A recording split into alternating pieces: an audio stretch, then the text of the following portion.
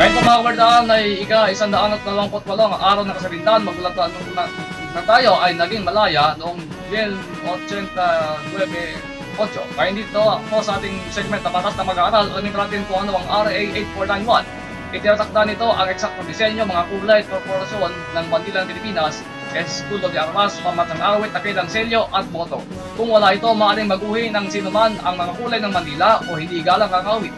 Pinapanatili ng batas na standardized ang ating mga simbolo kagaya ng Pilipinas ay nakakahulugang pareho sa lahat ng dako. Sinasabi sa batas ay ang bandila ay dapat itaas sa pagsikat ng araw, ibaba sa paglubog ng araw. Huwag itong gamitin bilang kasuotan, kortina o para sa advertising. Tumayo at kantahin ang lupang hinirang ng may dignidad at paano itiklop ng tama at maayos ang mga lumang bandila. Pinipigilan nito ang maling paggamit na nagpapahina sa kahulugan ng ating mga simbolo.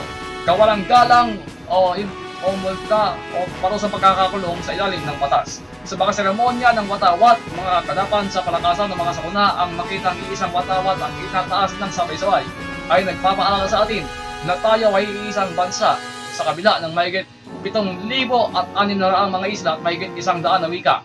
Ito ay isang simbolo na pinagsasaluhan. Bago po ang batas na ito, walang malinaw na parusa para sa paglapastangan sa watawat. Ngayon, ang hindi wastong magpapakita, pagsira o komersyal na paggamit ng watawat o awit ay maaaring humantong sa mga multa na 5,000 hanggang 20,000 o parusang pagkakakulong. Ginagawa nitong aktual na batas ng paggalang sa watawat o awit mula sa mabuting asal lamang. Pero patilahan nito ang nagpapaiba sa atin bilang isang Pilipino.